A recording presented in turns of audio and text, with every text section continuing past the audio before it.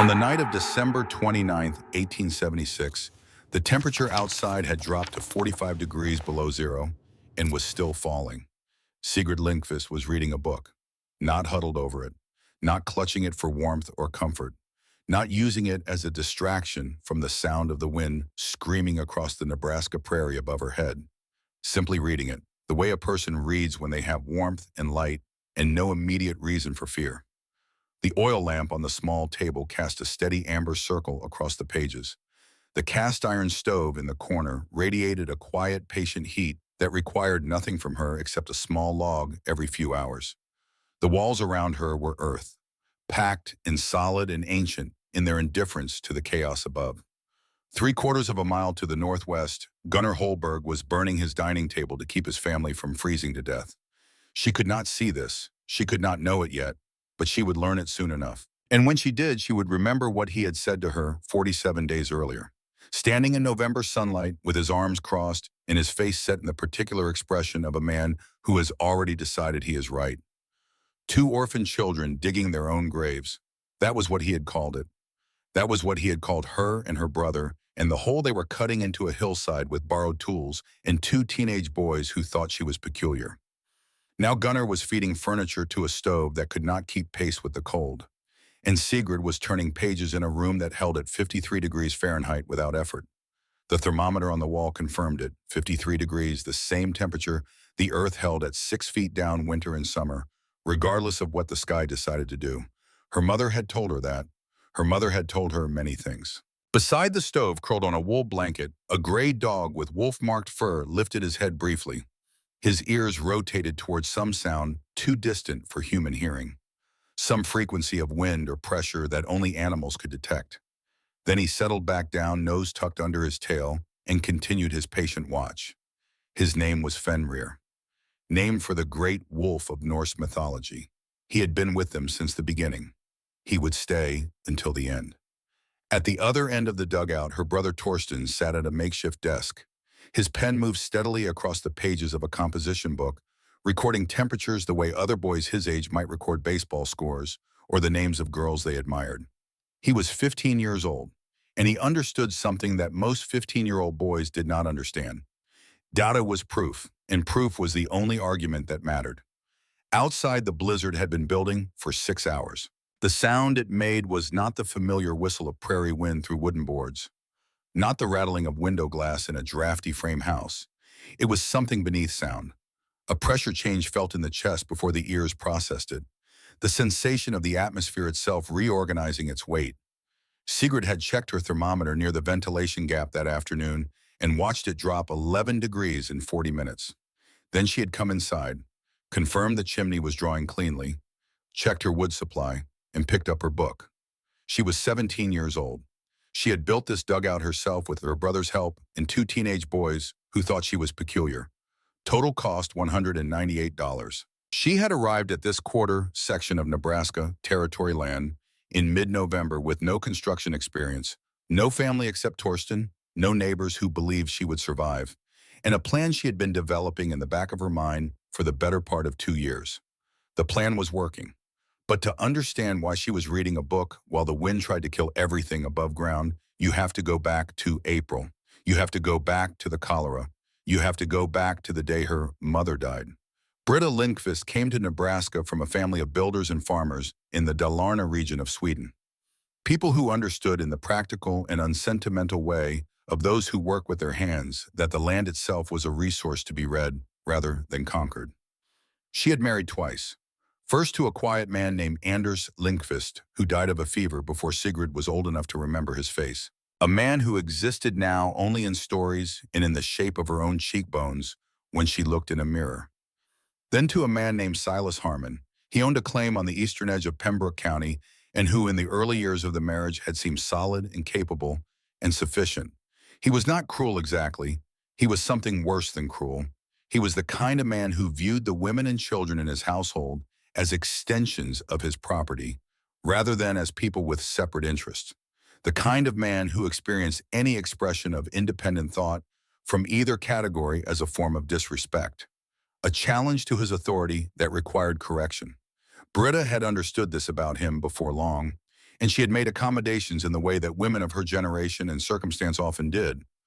Outwardly compliant, inwardly preparing, she had saved money from selling eggs to the trading post at Fort Hartshorn, coin by coin over 4 years, building a reserve that Silas did not know existed because he had never asked where the egg money went, and Britta had never told him. She had pressed that money $250 in total between the pages of her Swedish Bible, along with 4 sheets of paper covered in her careful handwriting. A formula for clay lining a chimney pipe, 3 parts clay to 1 part fine sand to 1 part dried grass fiber. A list of 3 families who could be trusted. The name of the land office clerk who handled homestead filings, without asking unnecessary questions. And one final line written in the margin of the last page, in handwriting that trembled slightly, as if the hand that wrote it knew it might be the last thing it ever wrote. If you are reading this, I am gone. Do not stay with Silas. Build into a south-facing hillside. I have taught you everything you need to know. Britta Lindqvist had known what was coming. She had not been able to stop it, but she had been able to prepare her daughter for it, which was the only form of protection she had access to. She died on April 14th, 1876. The cholera outbreak moved through Pembroke County in 3 weeks and left 21 people dead. Britta was the 17th. The spring that year had come early with flooding along the creek beds and standing water in the low fields. The kind of spring that old-timers watched with worried eyes because they knew what standing water meant. It meant sickness. It meant death moving through the county like an invisible hand touching some houses and passing over others according to a logic that no one could predict or prevent. The first case appeared in early April. A farmer named Hendricks who lived 3 miles south of the Harmon claim. By the time anyone understood what was happening, it was already too late. Britta began showing symptoms on April 10th. 4 days later, she was dead. Sigrid was 16 years old. She sat beside her mother's bed for the last 4 hours, holding a hand that grew colder by degrees. The room was small and close and smelled of sickness in the particular way that cholera smells. A sweetness underneath the other odors that Sigrid would never be able to forget as long as she lived. Torsten sat on the other side of the bed, silent, his 14-year-old face carrying a weight no child should have to carry. Fenrir lay at the foot of the bed. His gray muzzle rested on his paws. His eyes moved between Britta's face and Sigrid's face with the focused attention of an animal who understood that something was ending. He refused to leave, even when Silas ordered him out, even when Dorothea, who would become Silas's second wife 5 months later, tried to drag him by the collar. The dog would not move. He knew what was happening. He had known since the sickness began. Britta had found him 3 years earlier, a half-starved pup with wolf blood in his veins. Abandoned by a trapper who had decided the animal was more trouble than he was worth, left to die in a ditch alongside a muddy road in early spring. Britta had brought him home wrapped in her shawl. She had nursed him back to health with broth and scraps and the patient attention of a woman who understood that broken things could be mended if you gave them time.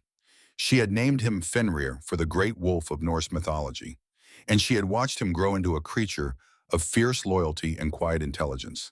A protector, a companion, a friend in a household where friends were few. Now he watched his first mistress die with eyes that seemed to understand more than any animal should. The afternoon wore on. The light through the window changed from the hard white of midday to the softer gold of late afternoon. Britta drifted in and out of consciousness.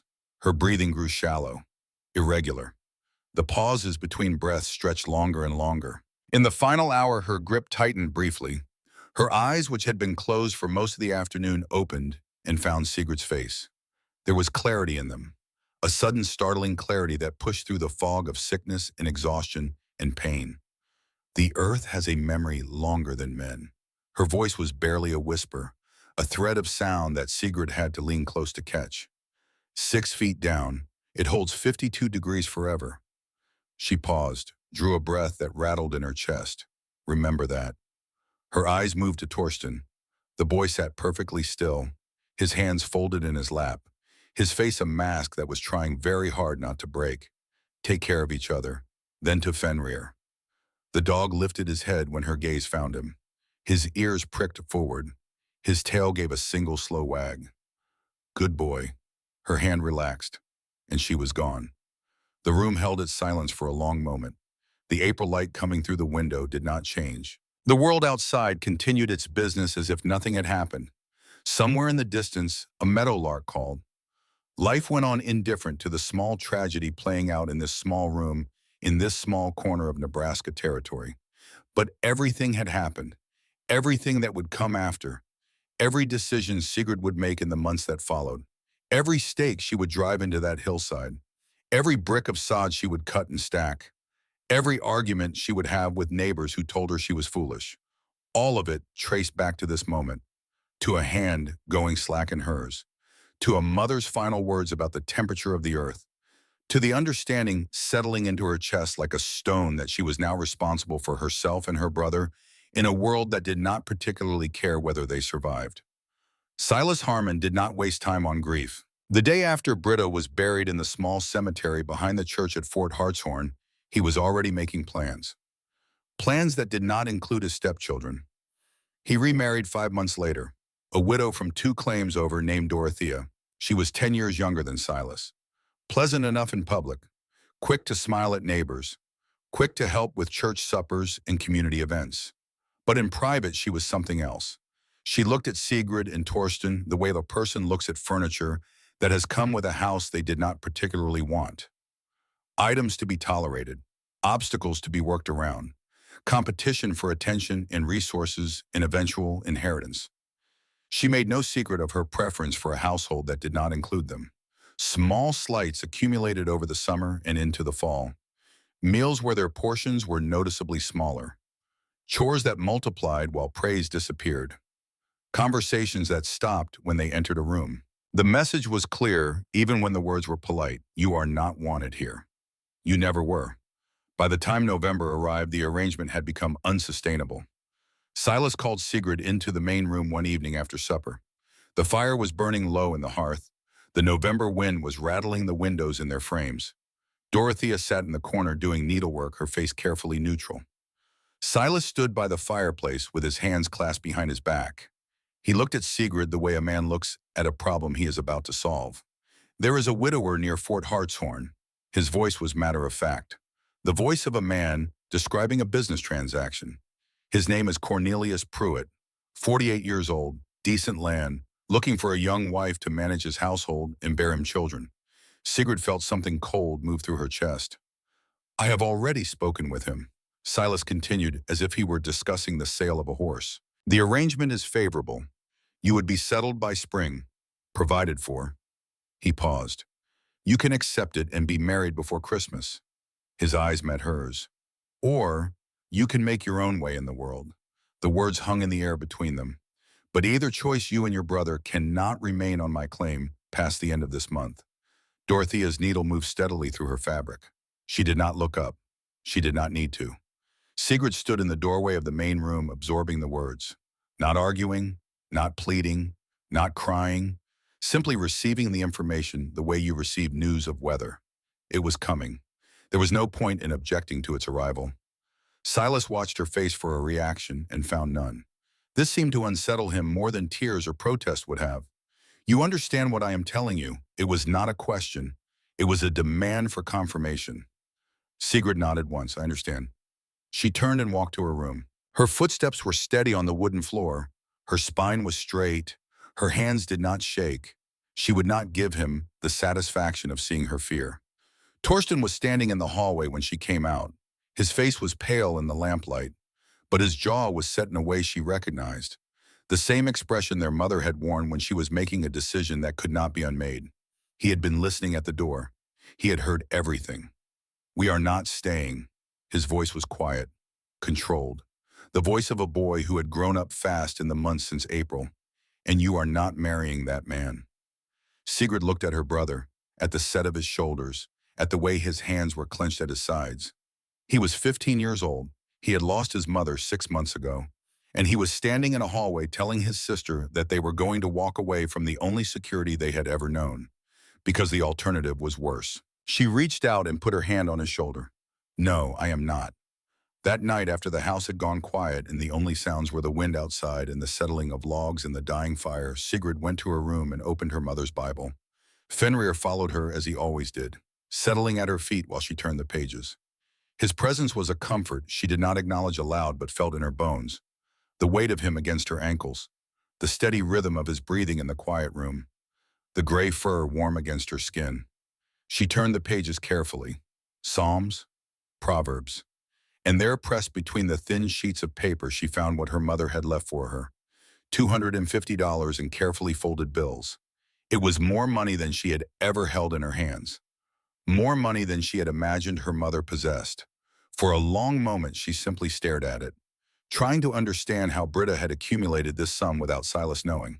Trying to calculate how many eggs it represented, how many small transactions at the trading post, how many years of patient secret saving, coin by coin, dollar by dollar, building a future that she knew she might not live to see, but that her daughter might need. Then Sigrid found the letters, 4 pages of her mother's handwriting, dense with information that only made sense now. The first page contained the clay formula, 3 parts clay to 1 part fine sand to 1 part dried grass fiber, mixed with water to the consistency of thick cream, applied to the interior of a stovepipe in layers, each layer dried before the next was added. She had watched her mother make this mixture, had helped her apply it to the chimney pipe in the root cellar behind their house in Minnesota years ago, before they came to Nebraska. She had not understood at the time why her mother was teaching her this particular skill. Now she understood. The second page contained a list of trusted families, 3 names, the Petersons, who had more sons than they had work for and who might be willing to hire out labor for reasonable wages. The Mercers, who had helped Britta when she first arrived in Nebraska territory and who could be counted on in an emergency. The Tates, whose patriarch had been trading furs on the plains for 25 years and who understood the land better than anyone. The third page contained the name of the land office clerk, a man named Hendricks who handled homestead filings and who, according to Britta's careful notes, did not ask questions about applicants as long as the paperwork was in order. He did not look closely at signatures. He did not question initials. He processed documents and moved on to the next one because that was his job and he had no particular interest in doing more than his job required. And the fourth page, that final page, Sigrid held it in her hands and read the words that her mother had written in handwriting that trembled at the edges. "If you are reading this, I am gone." The words blurred for a moment. Sigrid blinked. Do not stay with Silas. Her mother had known, had always known, had been preparing for this day while pretending that it would never come. Build into a south-facing hillside, the root cellar, the temperature underground, the lessons about earth and heat and the way mass held temperature steady while the air above it went wild. I have taught you everything you need to know. Sigrid sat on the edge of her bed for a long time, running her finger over the handwriting, feeling the particular weight of a person's absence in the specific shapes they had pressed into paper. Her mother had written the formula for clay lining a chimney pipe because she knew Sigrid would need to build a chimney. She had written down the names of trusted families because she knew Sigrid would need help. She had noted the land office clerk because she knew Sigrid would need to file a claim. She had known even then that this was where things were heading, and she had written down everything her daughter would need to survive it. That was not grief what Sigrid felt in that moment. It was something harder and more durable.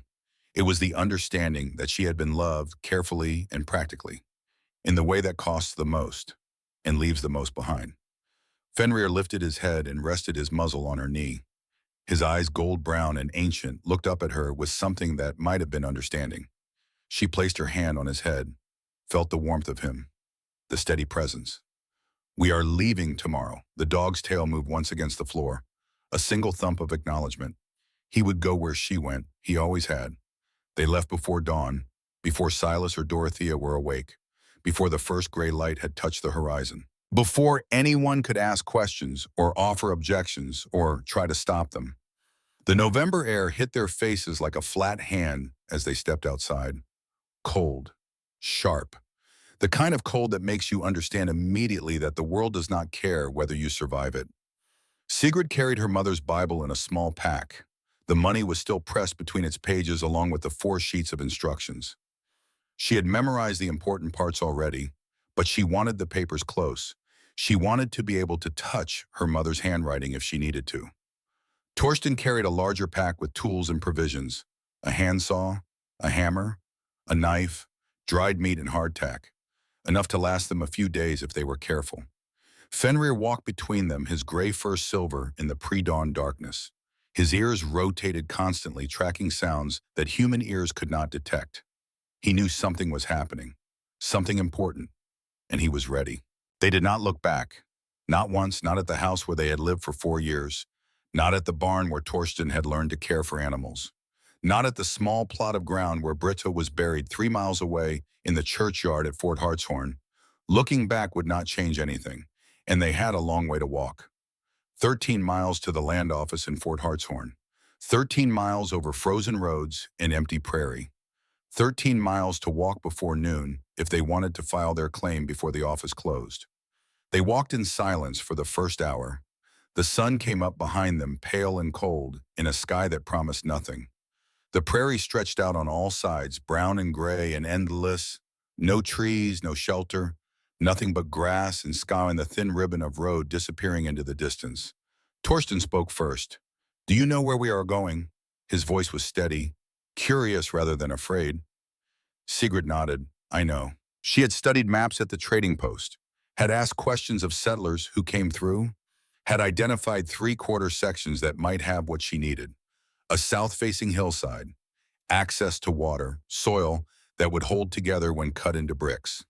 She had been planning this for 2 years in the back of her mind without ever admitting to herself that she was planning it. Now the plan was becoming real. "And what will we do when we get there?" Torsten asked. "We will build." "Build what?" Sigrid looked at her brother, at his young face pinched with cold, at his eyes steady and trusting. "Something that will keep us alive." They reached Fort Hartshorn shortly before noon. The town was small and rough and practical. A main street of wooden buildings, a general store, a blacksmith, a church, a land office with a faded sign above the door. People moved along the sidewalks, bundled against the cold, going about their business, without paying attention to the two young people and the gray dog walking in from the east. Sigrid found the land office and pushed open the door. The interior was small and dusty and smelled of ink and paper and the particular staleness of rooms where important documents were kept. A clerk sat behind a counterhead bent over a ledger. He was a tired-looking man with ink stains on his collar and the resigned expression of someone who had processed too many documents to care about the contents of any particular one. He did not look up when they entered. He finished writing whatever he was writing, turned a page, made another notation. Then finally he raised his eyes. "Yes, I would like to file a homestead claim." Sigrid's voice was steady. She had practiced this in her mind during the long walk. The clerk glanced at her without interest, pulled a form from a stack, dipped his pen in ink. Name S. Lindqvist. She said it clearly, spelled it when he asked, watched him write it down in the ledger without looking up. The Homestead Act made no distinction between male and female applicants in its written text. Whatever distinctions the men administering it preferred to make in practice, this clerk was too tired or too indifferent to make them.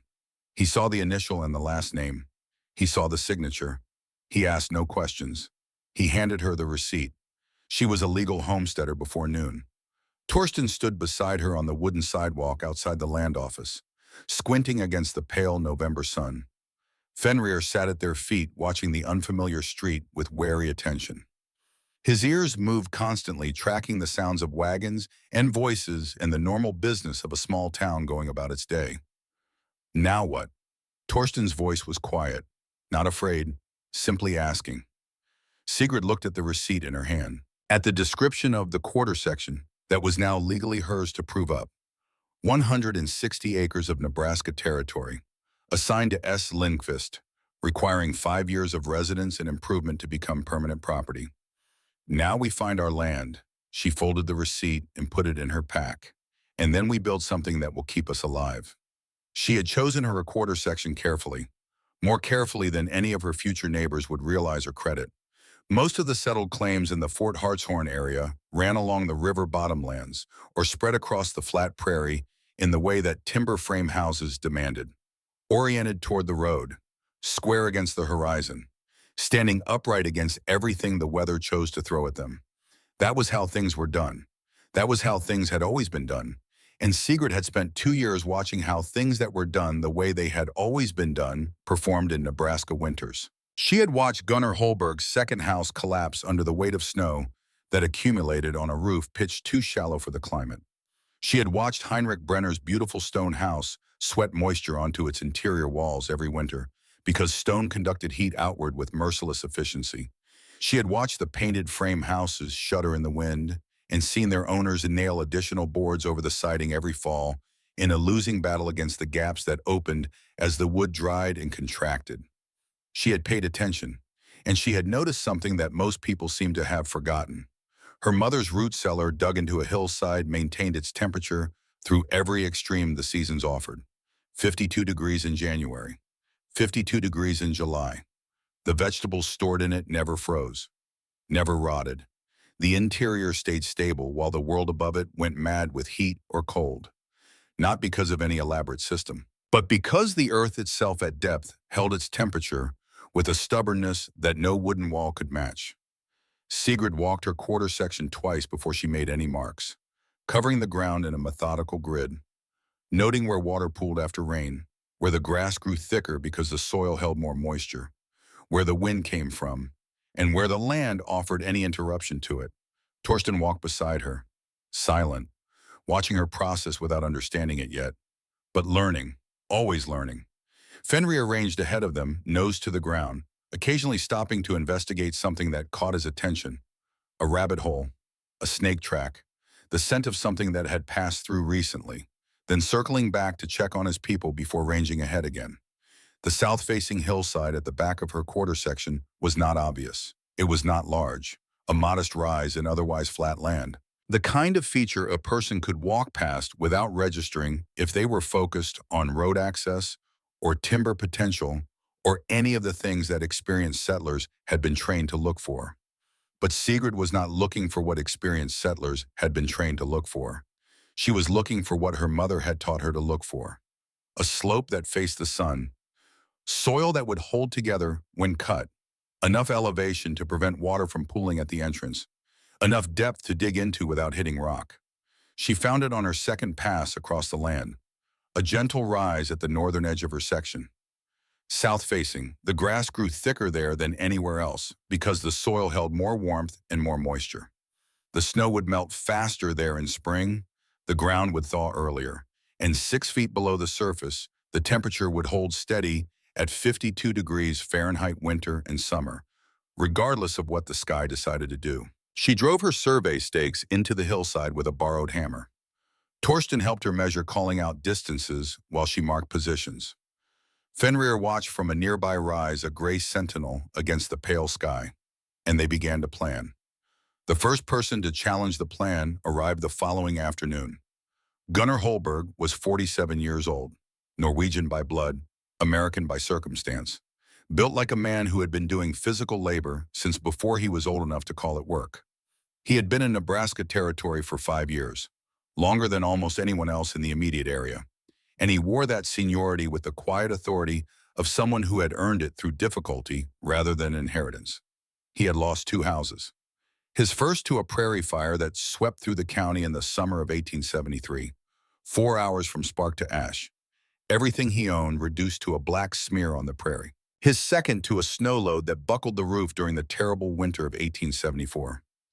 He had watched the timbers crack, heard the sound like a gunshot as the ridge beam failed. Barely got his family out before the whole structure came down. He was on his third house now, a timber frame structure that had cost him $480 in lumber hauled up from the railroad depot, plus another $100 in labor. And he was proud of it. The way a man is proud of something that cost him more than he could afford and stood up anyway. He rode over when he saw the survey stakes, moving with the unhurried deliberateness of a man who had somewhere to be but was choosing to make a detour. His horse was a sturdy mare, well-fed patient under him.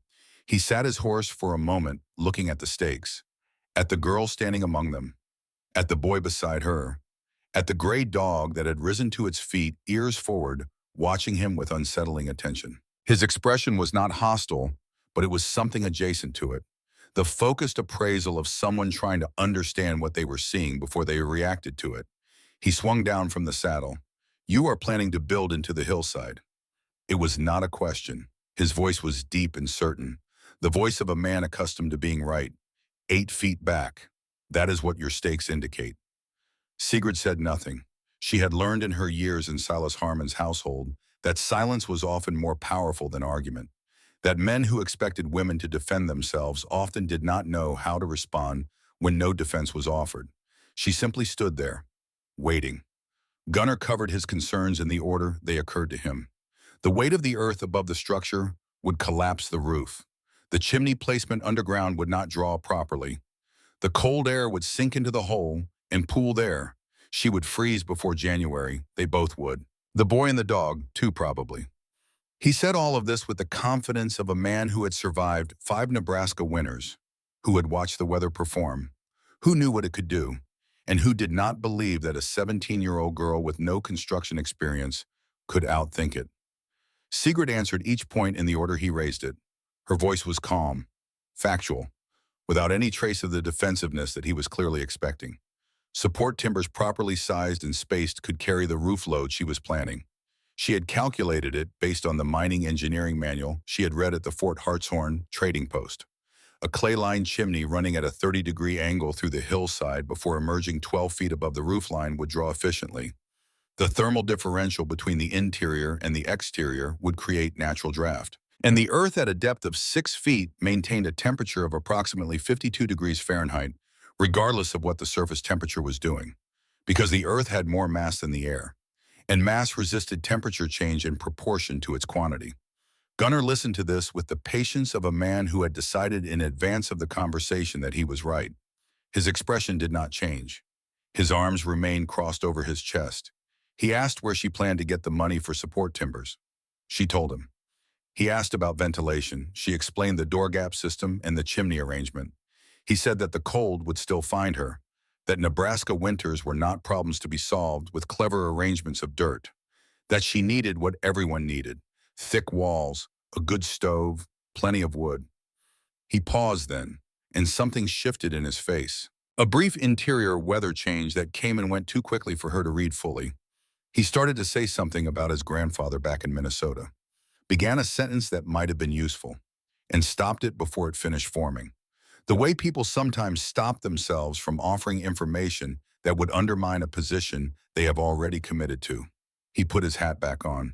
2 orphan children digging their own graves. His voice was flat now, final, the voice of a man pronouncing judgment. You will both be dead before January, and no one will be surprised. Fenrir growled, low and soft, not aggressive, just a warning, a reminder that these children were not as alone as they appeared. Gunnar glanced at the dog, at those wolf gold eyes, at the way the animal had positioned itself between him and Sigrid without seeming to move at all. Then he looked at Sigrid, at Torsten, at the stakes in the ground. He mounted his horse and rode away without another word, and Sigrid went back to work. What she did not say to Gunnar because he had not asked, and she had not yet learned the strategic value of selective disclosure, was that she had been planning this for the better part of 2 years. Not the specific location, not the specific measurements, but the general principle. She had spent the months since her mother's decline watching the established settlers around her with the focused attention of someone taking a test whose results would determine whether she lived or died. She had watched, and she had learned, and she had remembered. She had also spent time talking to people the established settlers did not consider worth talking to. There was an old Lakota man who came through the area twice a year with furs and trade goods. If you sat with him long enough and asked the right questions, he would describe the earth lodges his people had lived in before the treaties pushed them west. Structures that stayed warm in winter and cool in summer, built from materials that cost nothing but labor. There was a French-Canadian trapper named Bellevaux, 71 years old, who had spent 20 winters in a dugout on the Platte River. His lungs were clear, his joints were sound. He said the secret was moisture management and nothing more complicated than that. And there was a shelf at the Fort Hartshorn trading post where people left and traded books. Sigrid had read everything on it: farm journals, immigrant guides, and most usefully, an engineering manual someone had abandoned that contained a chapter on mineshaft construction. A chapter that described the thermal behavior of underground spaces with more precision than she had encountered anywhere else. She was not experimenting blindly. She was synthesizing, taking knowledge from every source that offered it, ignoring the boundaries that other people drew between respectable information and folk wisdom, between book learning and observation, between the knowledge of educated men and the knowledge of people who had simply paid attention to what worked. Her mother had taught her that wisdom did not care about its origins, only about its accuracy, and now she was putting that teaching to the test. The afternoon after Gunnar's visit, Sigrid stood on the hillside with Torsten and looked at what they were about to do. The sky was gray, the wind was cold, the ground was hard but not yet frozen. They had perhaps 3 weeks before winter made excavation impossible. 3 weeks to dig a hole in a hillside. 3 weeks to line it with sod. 3 weeks to install timbers and build a chimney and create something that would shelter them through 5 months of Nebraska winter. 3 weeks to build something that would keep them alive. Torsten looked at his sister, at the stakes in the ground, at the hillside rising behind them. "Do you really think this will work?" His voice was not doubtful, not challenging, simply asking, the way you ask someone you trust about something you do not yet understand. Sigrid looked at the hillside, at the angle of the slope, at the way the morning sun hit the south-facing surface, at the grass growing thicker there than anywhere else on her section because the soil held more warmth and more moisture. She thought about her mother's root cellar, about the way it held 52 degrees in January and 52 degrees in July, about the vegetables that kept there all winter while the ones in the barn froze solid. She thought about the Lakota earth lodges, about the French-Canadians' dugout on the Platte, about the mining manual and its precise descriptions of thermal behavior underground. And she thought about Gunnar Holberg's prediction, 2 orphan children digging their own graves. "Yes," her voice was quiet. "Certain. I really think this will work." Fenrir came to stand beside her, his shoulder pressed against her leg. His eyes scanned the horizon the way they always did, looking for threats that human eyes could not see. She reached down and rested her hand on his head. The 3 of them stood there for a moment. A 17-year-old girl, a 15-year-old boy, a gray dog with wolf blood in his veins, looking at a hillside that most people would have dismissed as useless, seeing in it the shape of something that might save their lives. The earth has a memory longer than men. Her mother had said that on a spring day in Minnesota, standing at the edge of a south-facing garden, looking at the soil that was already warming while the north-facing beds remained frozen. The earth has a memory longer than men. And sometimes the young remember what the old have forgotten. Tomorrow the work would begin. The Peterson brothers would arrive with their strong backs and their skepticism. The sod would be cut and stacked. The timbers would be placed. The chimney would be lined with clay, according to her mother's formula. And 47 days later, in the night of December 29th, 1876, when the temperature outside dropped to 45 degrees below zero, Sigrid Lindqvist would be reading a book in a room that held at 53 degrees, while Gunnar Holberg burned his furniture, while 2 people died 47 feet from their front door, while an 11-month-old baby froze in a house that could not keep the cold out. She would be warm, because she had listened to her mother, because she had paid attention to what actually worked, because she had been willing to dig a hole in the ground and live in it while everyone around her told her she was digging her own grave. Sigrid stood on that hillside in November of 1876, 17 years old, with $250 and a plan, a brother who believed in her, and a beau who would never leave her side. The wind picked up cold and sharp, carrying the smell of winter coming. She did not flinch. She did not look away. She had work to do, and she was ready to begin. The Peterson brothers arrived on the second day. Niels was 19 years old. Arvid was 17. They were referred by their father, who had more sons than he had work for, and who was glad to send 2 of them out for wages that would help feed the rest. 50 cents a day, cash money. They thought the project was somewhere between eccentric and doomed. But the silver coins were real and the work was straightforward. So they came. Niels was the older one, taller, broader in the shoulders. He had a way of looking at things that suggested he was forming opinions he might or might not share, depending on how the conversation went. Arvid was quieter, leaner, built for endurance rather than power. He did what his brother told him to do and saved his questions for later. They stood at the edge of the excavation site on that first morning and looked at the stakes in the ground and at the girl who had placed them. Niels crossed his arms, You want us to dig into the hill? His voice was neutral, neither hostile nor friendly. The voice of a man who wanted to understand what he was being asked to do before he committed to doing it. Sigrid nodded. 8 feet back, 3 feet down from the surface grade, 12 feet wide, 16 feet deep. Nils looked at the hillside, at the angle of the slope, at the stakes marking the dimensions. That is a lot of dirt. Yes. And then what?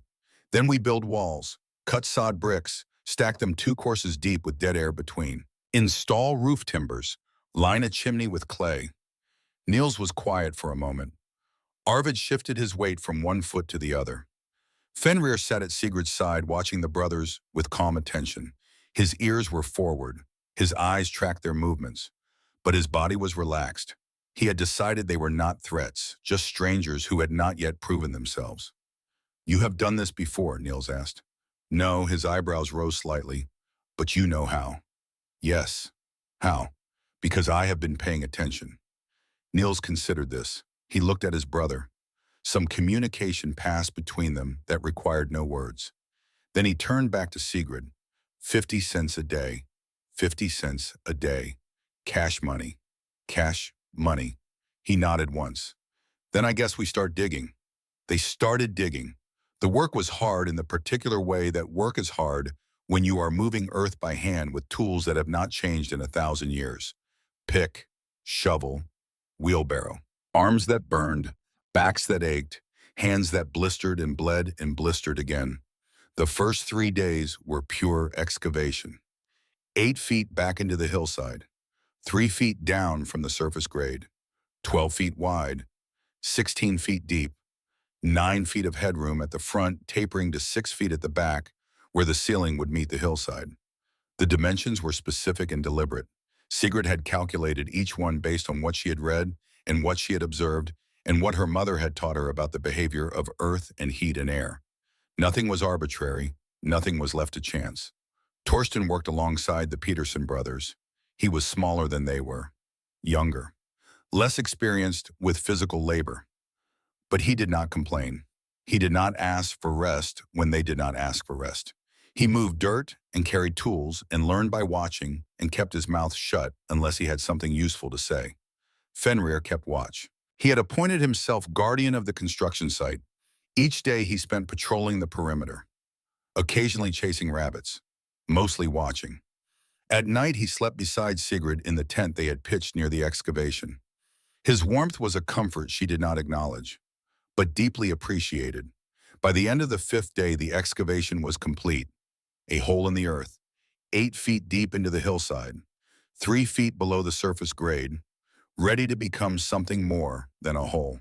The sod cutting began on day 6. Nebraska sod was unlike any other building material Sigrid had encountered in descriptions or in practice. The root systems of decades of bluestem and buffalo grass had woven through the topsoil and bound it together into something that was more like compressed fiber than loose dirt. Dense, cohesive. When cut to the right dimensions and allowed to dry briefly, it was as structurally useful as a brick of modest quality. And it cost nothing but labor. Sigrid marked the dimensions on the prairie grass.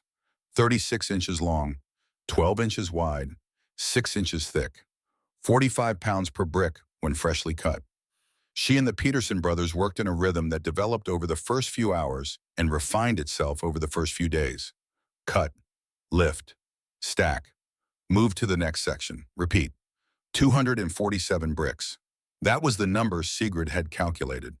247 sod bricks to build the walls that would keep her and her brother alive through the winter. By the end of day 6, they had cut 83. By the end of day 7, 161. By the end of day 8, 247, plus 12 extra, just in case. Nils stood at the edge of the brick field on that 8th evening, looking at the rows of sod rectangles drying in the November air. His forearms were so fatigued he could barely close his hands around the shovel handle. Arvid had developed blisters that burst and reformed twice over. Sigrid's hands were in the same condition.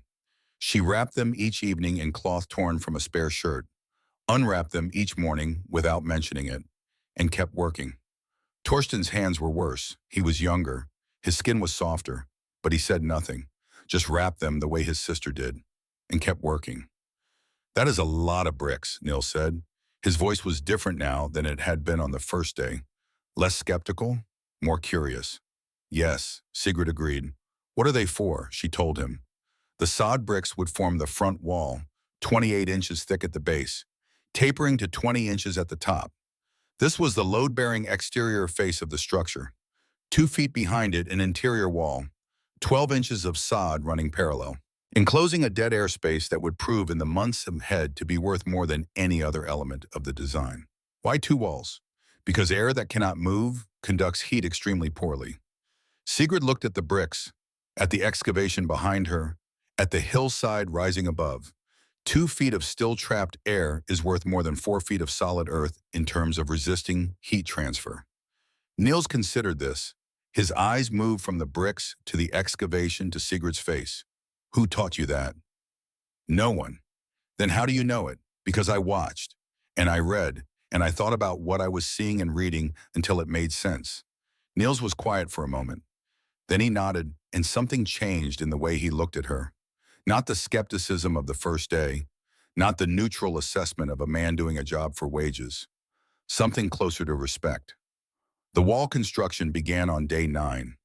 The sod bricks formed the front wall first, 28 inches thick at the base, tapering to 20 inches at the top.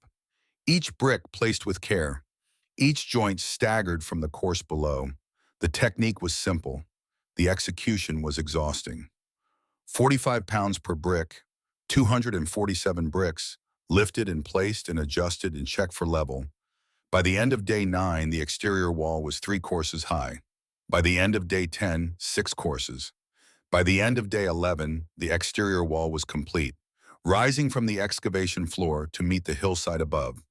A solid face of Nebraska sod, 28 inches of earth and roots and grass, standing between the interior space and whatever the weather chose to throw at it. The interior wall went up faster, only 12 inches thick, positioned 2 feet inside the exterior wall, creating the dead airspace that Sigrid had calculated. The space at floor level was sealed with packed clay.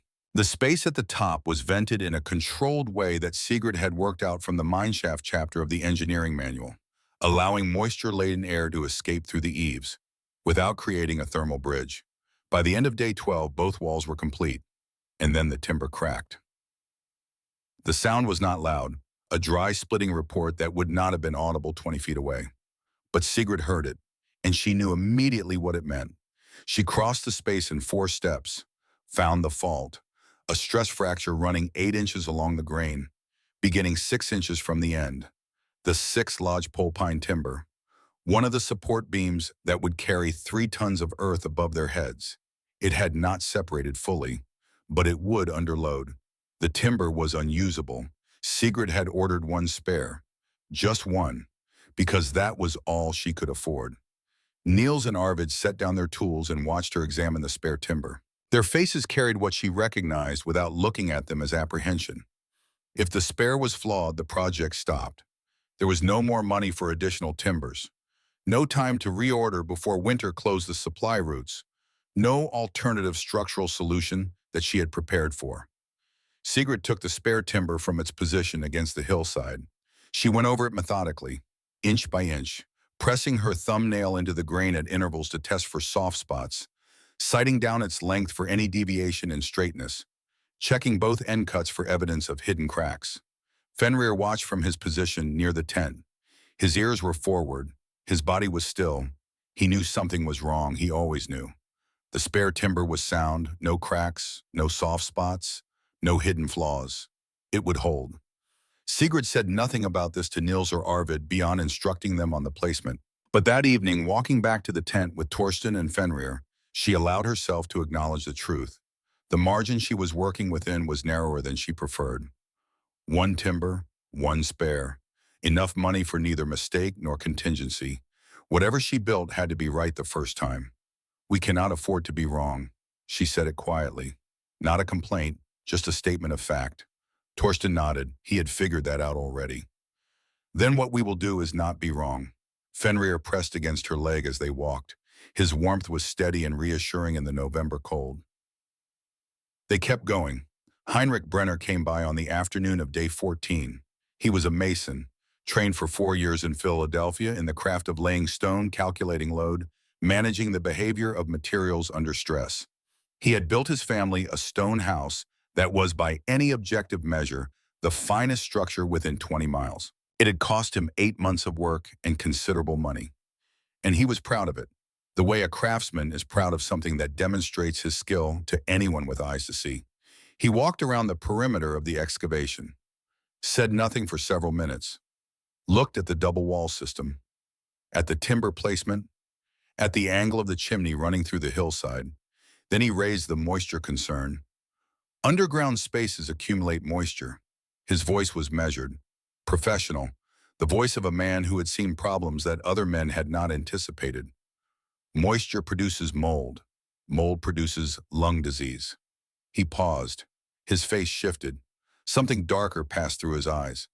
I had a cousin in Pennsylvania who tried something similar. His wife died of consumption within 2 years. Sigrid did not argue with the moisture concern, because it was a real concern. Instead, she asked him a question. Have you ever touched the interior walls of a properly built root cellar in February and found them damp? Heinrich stopped. She told him that she had done exactly that, every winter of her childhood. And the difference between a root cellar that stayed dry and one that accumulated moisture was drainage and ventilation.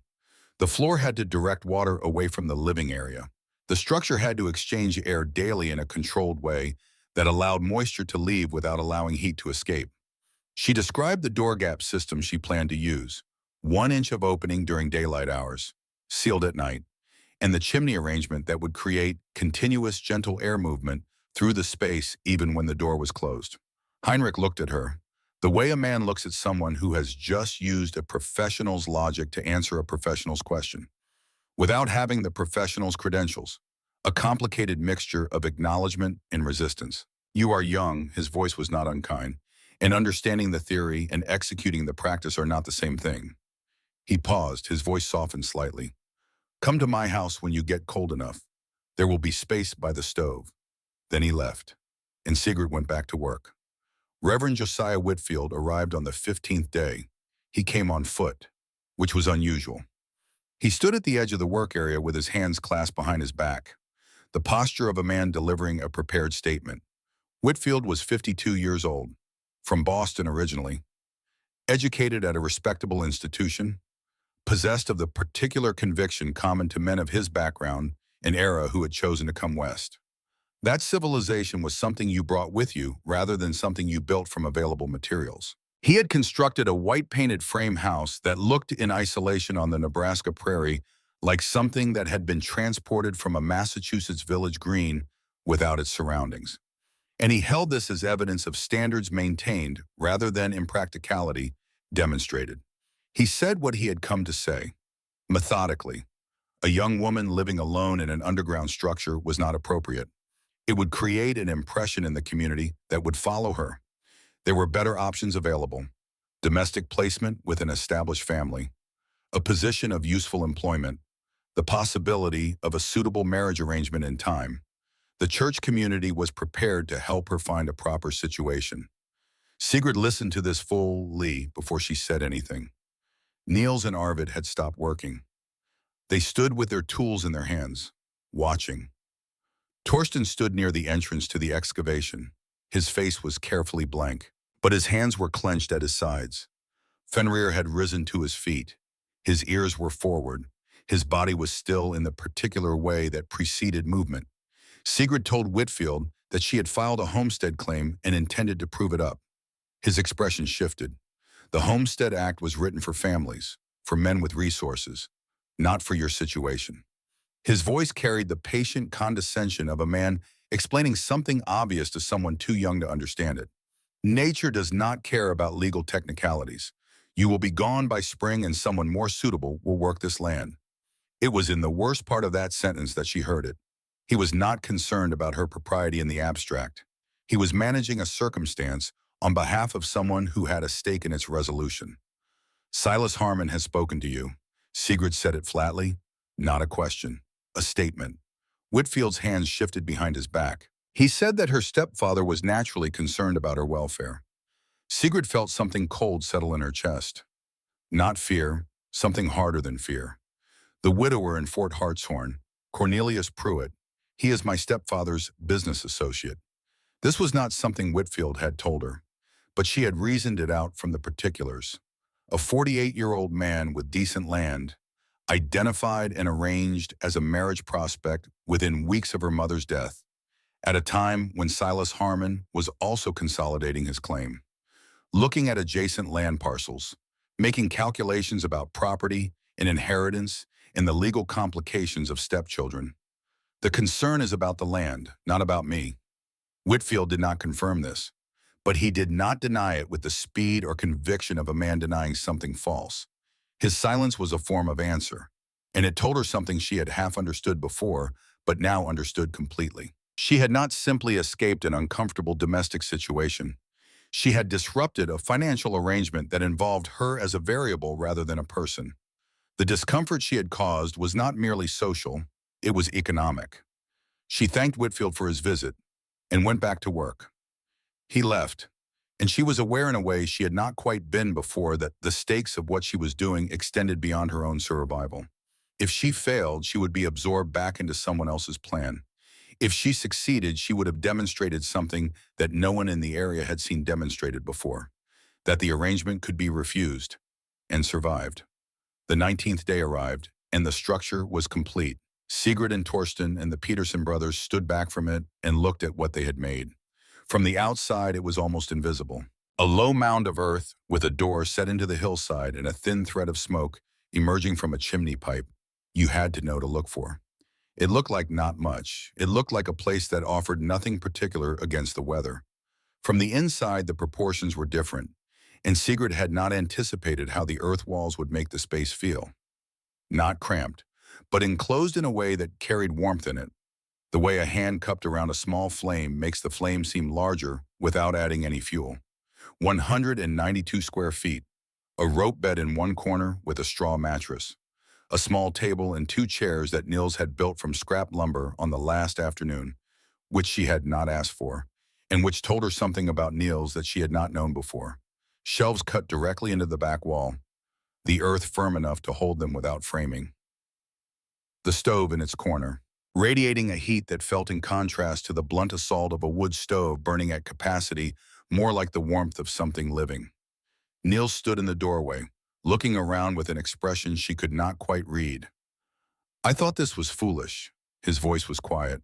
"When we started, I thought we were helping you waste your money on something that would kill you." He paused. "I do not think that anymore." Arvid nodded. He was a boy of fewer words than his brother, but his agreement was clear. They left that evening with their wages and something else, something harder to name, the experience of having built something that might matter. Sigrid would see them again, but that is a part of the story that comes later. Edmund Holloway came that same afternoon. He was 34 years old, a school teacher from Wisconsin who had taken a homestead claim to supplement his teaching salary. Unlike most of his neighbors, he had studied natural philosophy at college in a way that left him interested in how things actually worked, rather than simply in whether they conformed to established practice. He arrived on foot with a notebook under his arm. He walked around the exterior of the dugout twice without saying anything. Then he went inside and walked around the interior twice without saying anything.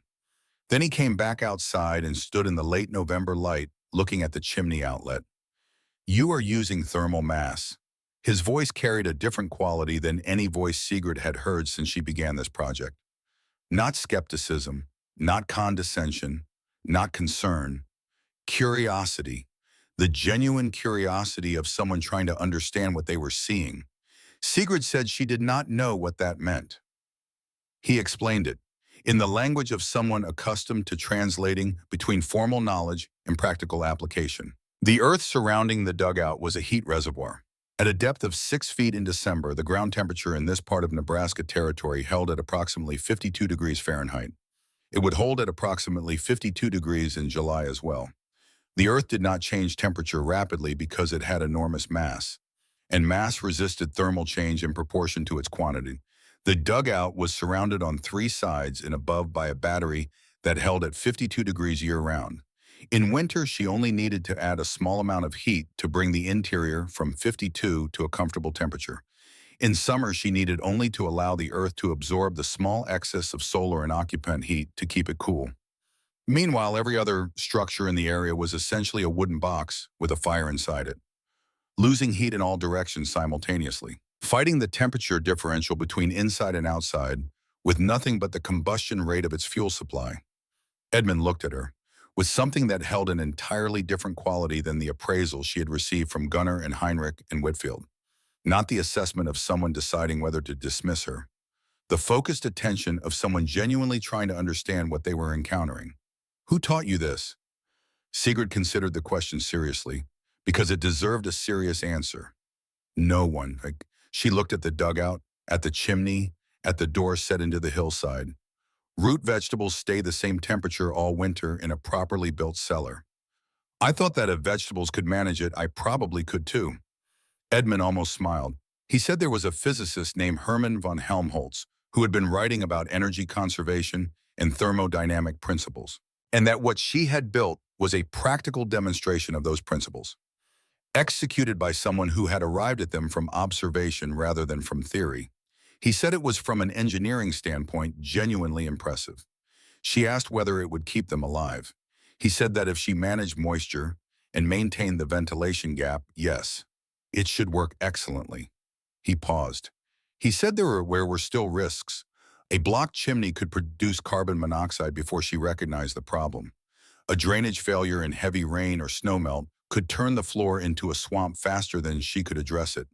If the roof timbers had any hidden flaws, the failure would be sudden and complete. And she was 3 miles from the nearest neighbor who would notice if she stopped emerging. Sigrid said she would be careful. He said that being careful was a strategy and not a guarantee, and that the natural world did not make exceptions for good intentions. He said he hoped she made it. He said that if she did, she would have proven something worth proving. Then he left, and Sigrid went inside, lit the stove, and watched the temperature climb. Torsten was already at his desk, recording the first official temperature reading in his composition book. Fenrir had found the warmest spot near the stove, but not too close.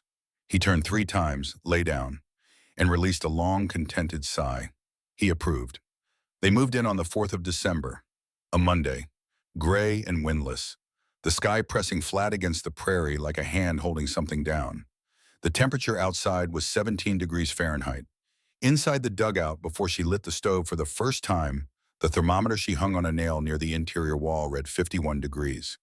Sigrid stood in the middle of the space for a moment after setting down her trunk and the sack of provisions she had carried from the tent, taking inventory, not of her supplies, but of the structure itself, checking it with the specific attention of someone who has built a thing and now needed to determine whether the thing had been built correctly. The walls were solid, the floor was dry, the air smelled of earth, cool and mineral, and faintly sweet, in the way that disturbed ground often smells in the weeks after it has been cut and resettled. Torsten was already arranging his things in his corner, his composition book, his pen and ink, the small collection of books he had managed to bring. Fenrir had completed his inspection of every corner and was now settled in his spot near the stove, watching them with patient eyes. Sigrid lit the stove with a handful of dry grass and 2 small splits of cottonwood, and watched the temperature on the thermometer begin its slow, steady climb. By evening, it read 63 degrees. She had used approximately 3 pounds of wood. The structure was working. The first real test came on the 15th of December, 3 weeks after they moved in. The cold snap arrived from the northwest without particular announcement. A pressure drop that Edmund Holloway could have described in terms of Arctic air mass movement and temperature gradient mechanics, which Sigrid understood simply as the sky changing its mind about how cold it intended to be. By evening, the thermometer outside read -6 degrees Fahrenheit. By morning, it was -18. It held there for 3 consecutive nights, the kind of sustained cold that separated the structures that had been built with adequate thermal mass from the structures that had been built with adequate optimism. Each morning, Sigrid woke to a dugout that read 58 degrees without any fire having burned since the previous evening. She would add wood, a single large split of cottonwood. 2 of the denser hedge apple pieces she had sourced from a windbreak someone had cleared the previous fall, and within 45 minutes the temperature rose to 65. She used 6 pounds of wood per day during the cold snap, which was within her projected range, which meant her wood supply of 3/4 of a cord would last comfortably through March, even if the winter ran long. Torsten tracked every number. His composition book was filling with data that would become in time evidence that could not be argued with. Fenrir seemed oblivious to the cold. As long as the dugout stayed warm and his people stayed close, he was content. Ezra Tate came on the 26th of December. He was 60 years old, a fur trader, 25 years operating in Nebraska territory. The kind of man whose knowledge of the land was less academic than atmospheric. Absorbed through 2.5 decades of reading weather patterns the way other men read books. He arrived on a mule, moving slowly, his eyes scanning the sky even as he approached. Fenrir rose to his feet and watched him come. Not aggressive, respectful. One creature who understood the prairie, recognizing another. Ezra dismounted and stood for a moment looking at the dugout, at the chimney outlet, at the door set into the hillside. Then he looked at Sigrid. There is a storm coming. His voice was flat, factual. The voice of a man who had long since stopped being surprised by the weather, but who had never stopped being concerned about it. Not a cold snap, a storm. He described what he had been reading in the sky and the wind patterns for the past 4 days. With the precision of someone translating one language into another, the atmospheric language he had been fluent in for 2 decades, translated into terms that a 17-year-old homesteader could act on. The pressure had been dropping in a specific way, a way he associated with the worst storms he had seen in his years on the territory. The kind that came from far enough north that they carried a cold so deep it was more like a physical substance than a temperature. Something that got into structures through gaps you had not known existed, and reduced a man's options to a narrow set of increasingly bad choices. He told her she needed to leave. Not in the morning, not after she had thought about it. Now, today, while the roads were still passable, there were families in the settlement who would take her and her brother in. Sigrid looked at her wood supply, her food stores, her water barrels. She looked at Torsten, who was standing in the doorway listening. She looked at Fenrir, who had come to stand beside her, pressing against her leg. She thought about the calculations she had run when she was planning the structure, the worst-case scenarios she had built into the design margins. The difference between a structure that performed at expected values and a structure that had margin left over when the expected values proved insufficient. She thanked him and told him she was staying. Ezra did not argue with her, not the way people who have not thought about a decision argue with people who have. He looked at the dugout with the assessing eye of someone who had looked at a great many structures in his years on the territory and had formed opinions about which ones were going to stand and which ones were going to fail. Whatever he saw in the low mound of earth with its invisible chimney and its heavy cottonwood door, it did not produce in him the expression of a man who had already decided she was wrong. It produced something more complicated than that, closer to a man who was genuinely uncertain about the outcome, and who found the uncertainty unusual. 2 people are going to die in this storm. His voice was quiet. In this area. That is not a guess. He reached into his saddlebag and pulled out a coil of heavy rope, 1/2-inch hemp. He handed it to her. The explanation was unnecessary. If she had to leave the dugout during whiteout conditions, she needed something connecting her to the doorframe, because 20 feet in a Nebraska blizzard could be the last walk a person ever took. Sigrid took the rope. Torsten stepped forward and took one end, examining the weave with the serious attention he gave to all practical matters. Ezra looked at them both, at the dugout behind them, at Fenrir standing guard. Your confidence makes me more anxious rather than less. His eyes held something that might have been concern, or might have been respect, or might have been both. Not because I doubt your preparation, but because I have spent 25 years watching prepared people die from the one thing they had not prepared for. And the one thing is always different. Sigrid met his gaze. I am not confident that I have thought of everything. I am confident that if I have not, being somewhere else would not help me. Ezra was quiet for a moment. He looked at the coil of rope beside the door, at the wood supply, at the water barrels, at the carefully organized provisions. He looked at Torsten's composition book open on the table to the current week's entries. Numbers and columns, consistent and precise. He looked at Fenrir lying near the stove, watching with ancient eyes. I have been through this territory for 25 years. His voice was different now, softer. I have never seen a homestead this well prepared in its first season. He paused. I hope it is enough. Then he mounted his mule and rode south, and Sigurd went inside, tied one end of the rope to the doorframe, coiled the rest neatly beside the entrance. Fenrir sniffed the rope, then settled down beside it, understanding in his own way that something important was coming. On the 28th of December, she took inventory. She did it standing in the middle of the dugout, going through each category of supply aloud, not because she needed to hear herself to remember, but because speaking the numbers gave them a weight that the mental list did not carry. 38 pounds of cornmeal, 45 pounds of salt pork, 30 pounds of dried beans, 14 pounds of rice, 6 pounds of coffee, 4 gallons of kerosene, 60 pounds of winter squash stored in the small cellar hole she had dug into the hillside behind the main structure, 4 chickens in the attached coop. They had been laying through the cold snap, producing 2 eggs a day between them. Because she had kept the coop temperature above freezing by running the chimney pipe through the outer wall of it before it turned upward, a piece of design she had added in November, which was paying dividends she had not fully anticipated. 20 gallons of water in sealed barrels. 3/4 of a cord of wood stacked inside the entrance tunnel. She was ready, more than ready. Torsten had his own list: food, water, fuel, reading material. He had been systematic about it. Fenrir had been fed and watered.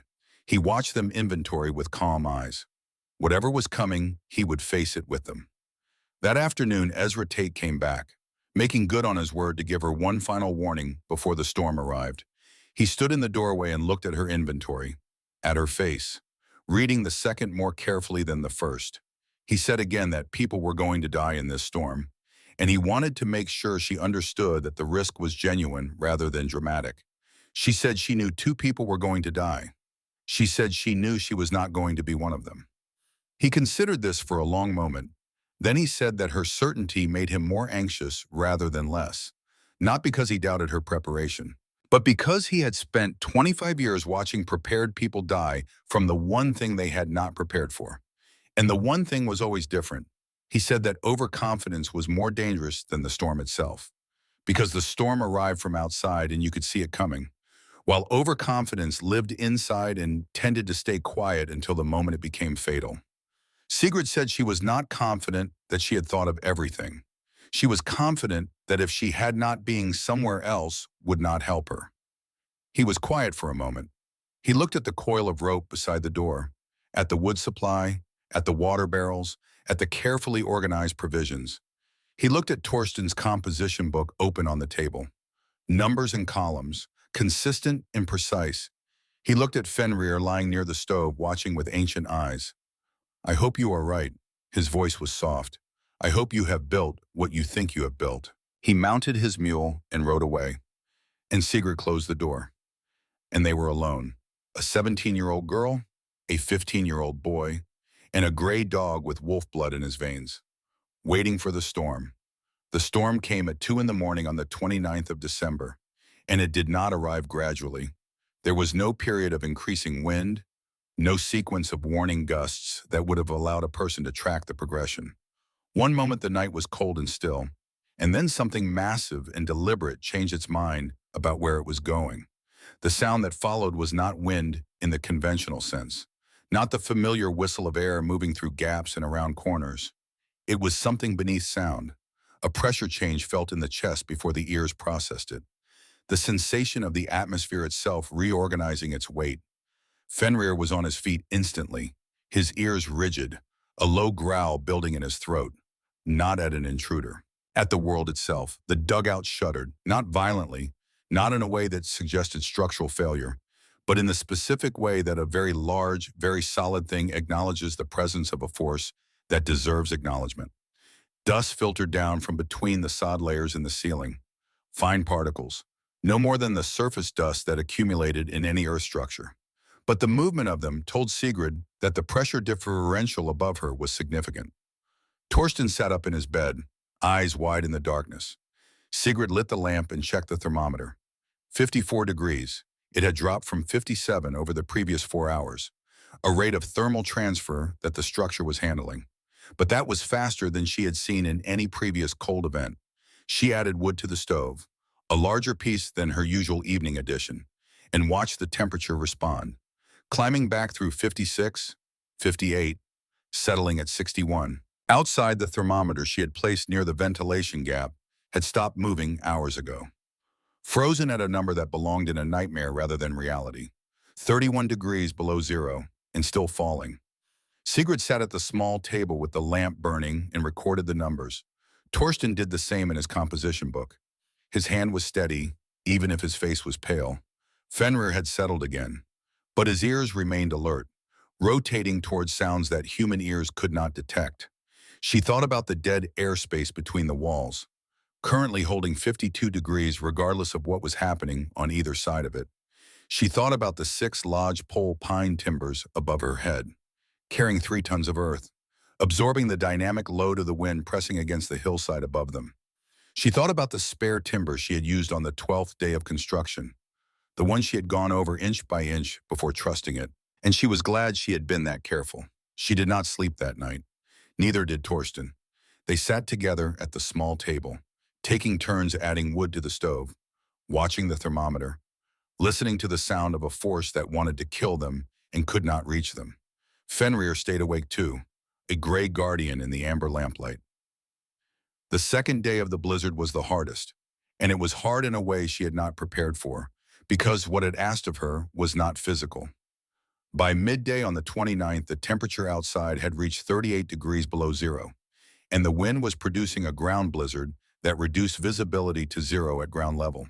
While the sky above the storm layer remained technically clear, a feature of severe prairie blizzards that was particularly dangerous because it deceived people into thinking the storm was less extreme than it was. Sigrid knew this from the engineering manual. From conversations with Ezra Tate, she had no intention of opening her door.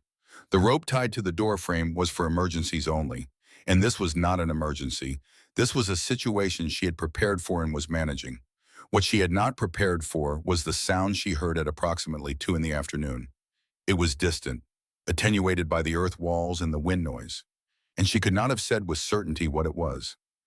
It might have been an animal. It might have been a particular combination of wind and terrain that produced something resembling a human sound. But it moved through her in a way that animal sounds and weather sounds did not. A frequency that the body responds to before the mind has processed it.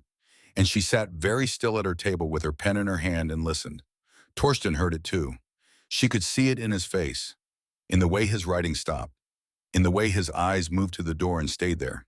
Fenrir was on his feet, whining softly, his nose pointed toward the door. The temperature held at 60 degrees, and she could not do anything. This was the part that the design could not address. She had solved the problem of staying alive in a Nebraska winter with $200 and 19 days of labor. She had not solved the problem of being inside a place that could keep her alive while someone outside might be dying. And the gap between those two things was not a technical problem. It was the specific weight of being safe when safety was not general. Outside was 45 degrees below zero. Visibility was zero. If she opened that door, she would not find whoever had made that sound. She would become another body for someone else to find in the spring. And Torsten would be alone. She picked up her pen and wrote down the temperature and the time and the wood consumption figure for the morning. She wrote them in her small, precise handwriting in the columns she had established for them. She made the numbers as accurate as she could make them, because accuracy was the only thing available to her right now. And she needed to do something that was real. The wind did not stop. It ran through the rest of the afternoon, through the night, into the morning of the 30th, dropping below minus 40 degrees at some point in the early morning hours. Sigrid tended the stove with the small, deliberate movements of someone who had no attention to waste, keeping the interior between 58 and 63 degrees, checking the ventilation gap every 2 hours to ensure it had not frozen shut, confirming that the drainage at the base of the entrance tunnel was not accumulating ice that could seal the door from outside. Torsten helped. He was steady. He was reliable. He was becoming someone she could depend on completely. Fenrir slept in shifts, one ear always cocked toward the door, the other toward his people. She slept in 2-hour intervals, waking to check temperatures and add wood, moving through the tasks with the efficiency of someone who has done them enough times that the sequence has become automatic. The structure performed. Every element she had calculated and built and tested and modified and worried over performed within its predicted range. And the earth that surrounded her on three sides and overhead held its temperature and held its position and did not shift or crack or fail. At 4 in the morning on December 30th, the wind stopped. It did not taper. It stopped completely. The way very large things sometimes end, not with diminishment, but with a sudden absence that was almost more alarming than the presence had been. Fenrir was the first to react. He lifted his head, ears rotating, then his tail began to wag, slowly at first. Then with increasing certainty, he knew before she did. Sigrid sat up in bed and listened to the silence for a full minute before she was certain of it. Then she checked the thermometer. Inside 56 degrees, outside 45 degrees below zero. She built the fire up slowly, letting the temperature climb to 64. And then she sat at the table and drank coffee and waited for the light. Torsten joined her. They sat in silence, drinking coffee, watching the lamp flame steady in the still air. When she opened the door in the early morning gray, the snow had drifted 8 to 10 feet against the exterior face of the hillside. She found the rope attached to the doorframe and used it to keep her orientation while she worked with the short-handled shovel she kept inside the entrance, carving a path through the drift one armful at a time. The air was so cold it did not feel like air. It felt like a material, something with substance and intention, pressing against her face and the exposed backs of her hands with a directness that made every second outside a transaction she was paying for with warmth she had built up over hours of careful tending. Fenrir pushed past her, leaping into the snow, disappearing and reappearing as he tested the frozen landscape. His wolf blood served him here. He was built for this. She carved enough of a path to see over the drift line. And then she stopped. To the northwest in the direction of Gunnar Holberg's property, there was smoke in the sky. Not the thin, pale thread of a chimney drawing cleanly, not the column of heavy gray smoke from a house fire. Something between those two. Thick, dark in color. The specific smoke of furniture burning. Of wood that had been treated and painted and shaped for domestic use being consumed because it was the last fuel available. Sigrid went back inside. She added the biggest log in her supply to the stove. Then she picked up a second log and wrapped it in canvas against her chest. She picked up the short shovel. She looked at the thermometer one more time. 64 degrees inside. Outside, the cold had become something beyond numbers. Something that existed in a category all its own. Torsten was already on his feet. "Stay here." Her voice was calm. "Keep the fire going. I will be back." Fenrir stood at the door, refusing to be left behind. She looked at the dumb, at his gray fur, his wolf eyes, his absolute loyalty. "All right, we go together." She went back out into the cold and started walking. The walk to Gunnar Holberg's property took 40 minutes in conditions that should have made it impossible.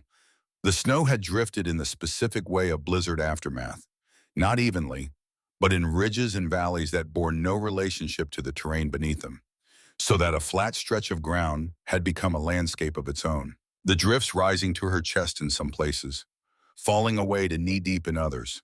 With no pattern she could read in advance, she moved through them with the short shovel, not clearing a path, but using the blade as a probe, testing the surface ahead of her before committing her weight. The same methodical caution she applied to every problem that presented itself without obvious solution. Fenrir ran ahead, finding the easier routes, circling back to show her the way. His wolf heritage served him well here. He was built for this kind of cold, for this kind of challenge. The canvas-wrapped log against her chest lost heat steadily as she walked. She could feel the warmth diminishing as she went, which was information she used to pace herself, moving faster when the drift conditions allowed, accepting the cold as a fact rather than fighting it as an enemy. The Holberg house came into view after 30 minutes. A timber frame structure on flat ground with no natural windbreak, which meant the blizzard had hit it with its full force for 36 hours. The evidence was visible from 200 yards. The north-facing boards had been partially stripped by the wind. 3 courses of siding peeled back to expose the sheathing beneath, and the sheathing itself was dark with absorbed moisture, that had frozen in the gaps between boards and expanded them. A window on the east side had cracked. The chimney was producing smoke, but it was the dark, slow smoke of a fire-burning material that was not designed to be burned. The combustion products of paint and varnish and whatever wood treatment the furniture had received, heavy in the air above the house. Sigrid reached the door, knocked once, then pushed it open without waiting. Because if there was anyone inside in a condition that required privacy, the cold outside would quickly become a more pressing concern than privacy. The interior temperature was 28 degrees Fahrenheit. Gunnar Holberg was standing at the stove in the center of the main room, an axe in his hands, the legs of what had been a dining table stacked beside him. He was wearing his coat indoors. His breath was visible. Fenrir moved past Sigrid and went straight to the corner where Gunnar's wife Ingrid sat with their two children. A book of about 10, a girl of perhaps 7, pressed against their mother in the specific configuration of people who have determined that shared body heat is a survival strategy rather than a comfort. The dog lay down beside the children, offering his warmth. The girl reached out and buried her fingers in his fur. Those fingers, the ones visible beneath the makeshift bandages Ingrid had fashioned from torn bedsheets. They had the waxy pallor of tissue too long deprived of warmth. The boy's face was the white and red of someone who had been very cold for a long time and whose body was working extremely hard to maintain its core temperature. Gunnar turned when she came through the door, and his face went through several things in rapid sequence. Recognition, something that was not quite shame but lived in the same neighborhood. Then the practical focus of a man whose family was cold and who had just been handed a means of addressing that fact. Sigrid crossed the room and set the canvas-wrapped log down beside the stove. It was still warm at the center. Gunnar took it without speaking, opened the stove door, placed it carefully on the coals, adjusted the damper with the knowledge of someone who had been managing a fire through a crisis and understood how close he was to losing the battle. Ingrid Holberg stood up from the corner, crossed the room, took both of Sigrid's hands in her own, and held them. She was a woman in her late 30s, fair-haired and practical, not among those who had come by with bread and opinions about the impropriety of a young woman living underground. She had not said anything publicly either way, which Sigrid had noted and respected. Now she looked at the girl who had walked 40 minutes through impossible cold carrying a log wrapped in canvas, accompanied by a gray dog who was currently keeping her children warm. Thank you, just those 2 words, steady, with the weight of someone who understands that the words are inadequate to what they are trying to carry, and says them anyway because they are all that is available. Gunnar had his back to the room, adjusting the stove. His shoulders were not entirely still. Sigrid stayed for 2 hours, long enough to confirm that the wood had caught and the stove was stabilizing and the room temperature was rising above the threshold where it could do permanent damage to the children. The boy's color improved within 40 minutes. The girl's hands concerned her more. 2 of the fingers had the specific pallor and insensitivity of tissue that had been below adequate temperature for longer than was medically acceptable. Sigrid said so plainly. She said the girl needed to be seen by a physician. The nearest one was in Fort Hartshorn. The roads would be passable within 2 days if the temperature came up. In the meantime, the hands needed to be warmed slowly rather than quickly. The worst response was what people instinctively wanted to do: apply direct heat as fast as possible. She described the process carefully: the temperature of the water, the duration, the signs to watch for. Ingrid listened with the focused attention of a woman filing away information she intended to use correctly. Fenrir stayed with the children the entire time, letting them pet him, providing what comfort an animal could provide. Before she left, Gunnar walked her to the door. He stood there for a moment, looking at her. His face carried something she had not seen in it before. Not the confidence of a man who knew he was right. Something closer to the uncertainty of a man who was realizing he had been wrong. I told people you would both be dead before January. His voice was rough. I spoke with certainty I had not earned. Sigrid said nothing. She waited. Gunnar looked past her, at the snow, at the sky, at the world that had just tried to kill his family. My grandfather. His voice changed, became quieter, more distant. Back in Minnesota, he built into hillsides. His eyes were somewhere else now, somewhere decades ago. I remember visiting as a boy, running my hands along walls just like the ones you built, not understanding at the time what I was touching. He was quiet for a moment. When he spoke again, his voice carried a weight that had nothing to do with the cold. I came to Nebraska territory and I built the way people told me to build. The way the lumber yards sold lumber and the hardware stores sold hardware. The way the frame house plans in the farm journals prescribed. He paused. Somewhere between Minnesota and Nebraska, I let the knowledge of what my grandfather had done become the kind of memory that feels more like a story than a fact. His eyes found hers. We come to a new place and we forget everything the people before us figured out. We think new tools mean we are smarter. He was not saying this to compliment her. He was saying it to himself, working through something in real time. The way a man does when a belief he has held for years has just been disproven. Not by argument, but by evidence he was currently living through.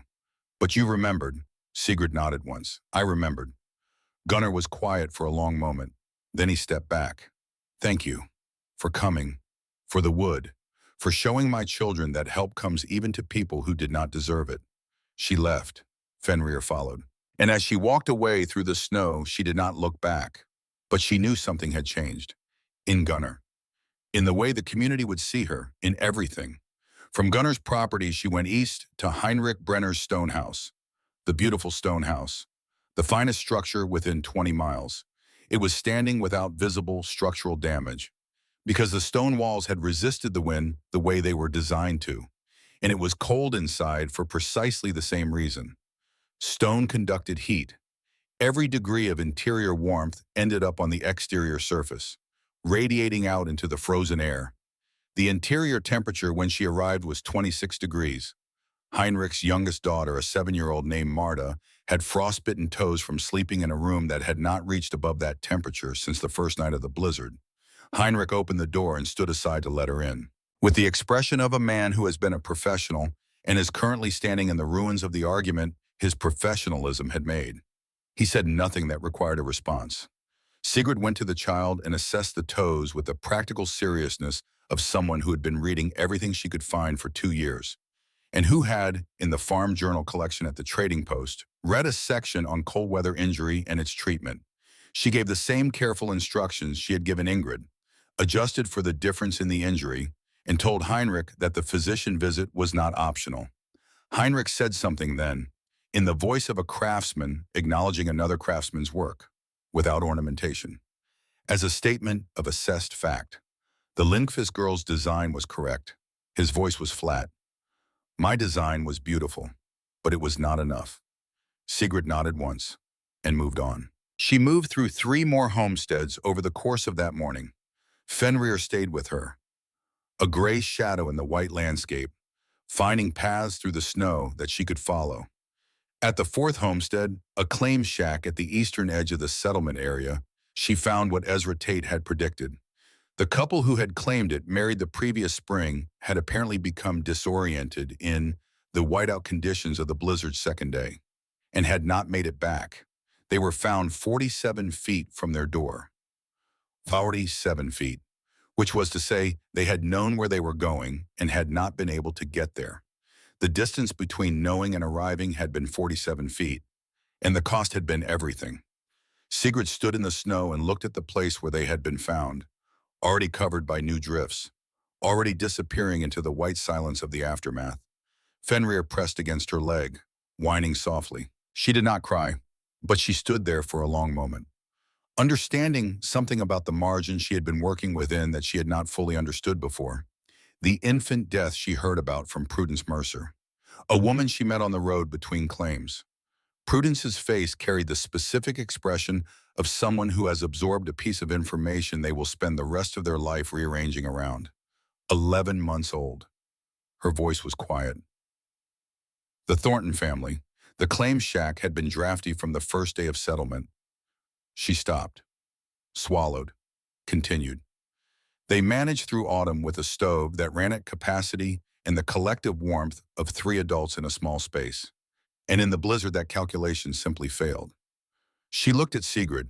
The stove was not equal to the thermal loss rate of the structure at -40, and an 11-month-old body cannot compensate for the gap. Sigrid stood and received it without speaking, because there was nothing to say. The infant's parents had not been negligent or unprepared by the standards available to them. They had built what people built, maintained it as people maintained it, and the storm had been larger than the standards. That was the whole of the explanation, and it was worse than if there had been something more complicated to understand. Fenrir leaned against Sigrid's leg. She rested her hand on his head, and they walked on. Two people died 47 feet from safety.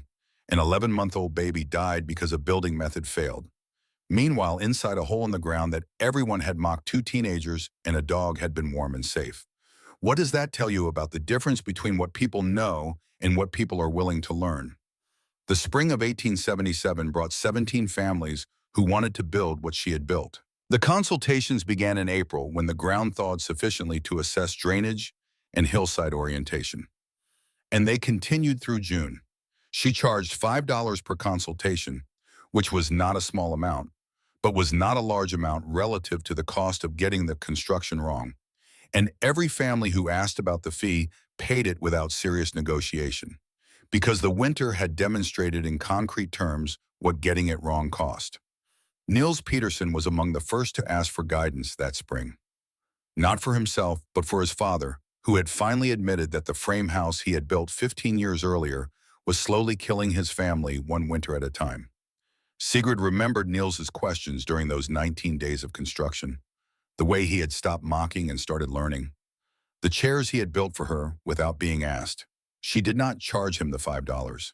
Some debts could not be measured in currency. Each consultation was different in its specifics, because each piece of land was different. The Peterson family had 6 children and needed 3 rooms, which required extending the excavation along the hillside rather than into it, creating a lateral structure that presented different load distribution challenges than her own design had faced. She worked through the calculations over 2 evenings, drew the dimensions, specified the timber placement, and noted the 2 places in the design where the standard approach needed to be adjusted for the specific geology of their hillside, which had a clay layer at 4 feet that would require additional drainage channeling. Torsten was beside her for every consultation, taking notes, drawing diagrams, learning. At 16, he understood the system well enough to explain it to others, well enough to check his sister's calculations, and occasionally catch an error before it became a problem. Fenrir accompanied them to every site visit. He had become a kind of mascot for the enterprise.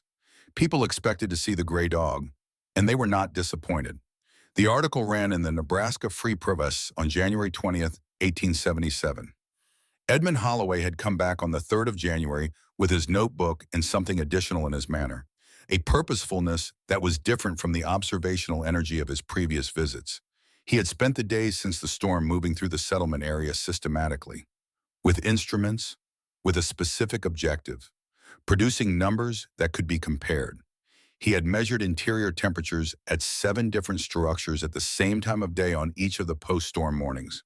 He had recorded wood consumption figures from every household willing to provide them. He had documented structural damage and the correlation between damage type and building method. He sat at Sigrid's small table and opened his notebook and laid out what he had found. With the brisk, unornamented clarity of someone who has organized difficult information and is presenting it because the information needs to be heard. The average minimum interior temperature recorded during the peak of the storm in timber frame houses was 31 degrees Fahrenheit. In Heinrich Brenner's stone house, 26 degrees. Because stone, whatever its compressive strength, conducted heat outward with a thoroughness that wood did not match. In the dugout, 54 degrees at the lowest point recorded, with the fire reduced to minimal maintenance burning. The average wood consumption in timber frame houses during the storm period was 11 times the consumption recorded in the dugout. Several households had exhausted their wood supply before the storm ended. 2 of the 4 deaths were directly attributable to this exhaustion. The young couple had died because they had no more fuel and had tried to reach a neighbor. Edmund looked up from his notebook. This is not a story about a girl who made an interesting choice. His voice was steady. This is a document about a building method that kept people alive and a building method that failed to do so, with specific numbers attached to each outcome. He proposed an article for the Nebraska Free Press and a formal technical submission to the territorial government. The authors, he said, should be listed as S. Lindqvist, T. Lindqvist, and E. Holloway, in that order. Sigrid looked at him. Edmund's pen paused above the paper. Listing two teenagers as the primary authors of a technical submission to the territorial government would create friction. His voice was careful, the kind that might prevent the document from being taken seriously. He was not arguing against it. He was making sure she understood the bond before she paid it. Sigrid understood, and she was willing to pay. A document that obscured who had developed the method in order to make the method more palatable was making an argument about whose knowledge counted. That argument was worth contesting directly rather than accommodating. Edmund studied her face for a long moment. Whatever he saw there satisfied him. All right, he opened to a fresh page and began to write. Reverend Josiah Whitfield came to the dugout on a Tuesday in late March, on foot, alone, without announcement. He had lost considerable weight since the blizzard. His wife had come through it without permanent damage, recovered to full health by February. But the winter had done something to Whitfield's certainty that health had not repaired. He stood in the doorway of the dugout that he had called inappropriate 4 months earlier, and looked at the interior with an expression that was not embarrassment exactly, but was close enough to it that the distinction did not matter much. Fenrir watched him from his spot by the stove, but did not rise. The dog had long memories, but also a capacity for forgiveness that humans might envy. I was wrong about you. Whitfield's voice was quiet. I assessed your situation and your choices through the lens of what I considered appropriate, and my lens had been poorly calibrated for what was actually at stake. He paused. Several families are alive who might not have been if you had built the way I told you to build. I am aware of this, and I wanted to say so directly, rather than let it remain unacknowledged between us. Sigrid considered him for a moment. Thank you for saying it plainly. That requires more courage than staying silent. Whitfield nodded. He said he would be returning to Massachusetts in April, that Nebraska Territory had asked more of him than he had been able to give it, that he was a man better suited to a place with established walls and established answers, and that he recognized this as a limitation rather than a virtue. He said she would outlast the territory itself, probably, and that this was meant as a compliment. She told him she appreciated his honesty and wished him a safe journey. He left, and she went back to work. Gunnar Holberg came on a Wednesday afternoon in late May, without his wife, holding a folded piece of paper in his jacket pocket. He sat his horse outside the dugout for a moment before dismounting, in the way of a man who has been deciding something on the ride over and has not entirely finished deciding it when he arrives. Fenrir came to greet him, tail wagging. Whatever history lay between them, the dog had forgiven it. Gunnar dismounted, took out the paper, unfolded it on the small table without preamble, and said he wanted to know if he had understood correctly. The drawing was careful and specific, executed in a hand that was better at physical construction than at graphic representation, but which had tried very hard to be precise. It showed a plan view and a cross-section of a structure he was designing for his brother-in-law, who had recently arrived from Minnesota with his family and was looking at a claim on the eastern side of the settlement area. The cross-section showed the double wall system with the air gap correctly positioned. The floor grade was noted in handwriting that read 1 inch per 6 feet. The chimney angle was labeled 30 degrees.